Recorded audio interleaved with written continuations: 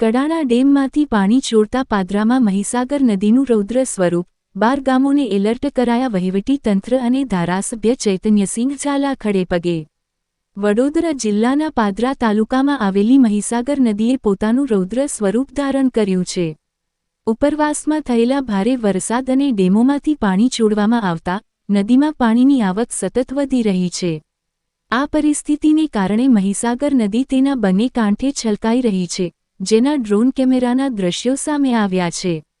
આ દ્રશ્યોમાં નદીનું વિશાળ અને શક્તિશાળી સ્વરૂપ સ્પષ્ટપણે જોઈ શકાય છે, જે સ્થાનિક લોકો માટે ચિંતાનો વિષય બન્યું છે.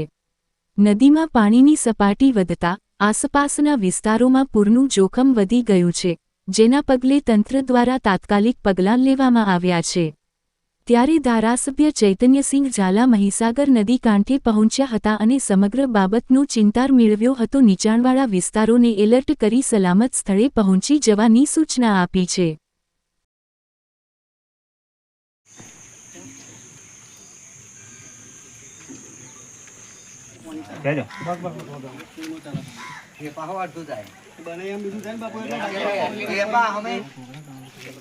ઉપરવાસમાં વધુ વરસાદ થતાં કડાણા ડેમમાંથી મહીસાગર નદીમાં પાણી છોડવામાં આવ્યું છે, જેથી કરીને પાદરા તાલુકાના કાંઠા વિસ્તારના ગામોમાં હાલ મહીસાગર નદીમાં પાણીનું સ્તર વધી રહ્યું છે, જેથી કરીને આ પરિસ્થિતિની જાણકારી મેળવી છે અને પાણી જો વધુ પ્રમાણમાં વધતું હોય તો નીચાણવાળા વિસ્તારોમાંથી લોકોના સ્થળાંતર માટેની વ્યવસ્થા કરવામાં આવી છે અને ત્યાં સુધી સૌને સાવચેત રહેવા માટે જણાવવામાં આવ્યું છે અને આના માટે પ્રશાસન એ સજાગ છે અને જરૂરી તમામ વ્યવસ્થાઓ પૂરી પાડવા માટેની હાલ જાણકારી આપી દેવામાં આવી છે.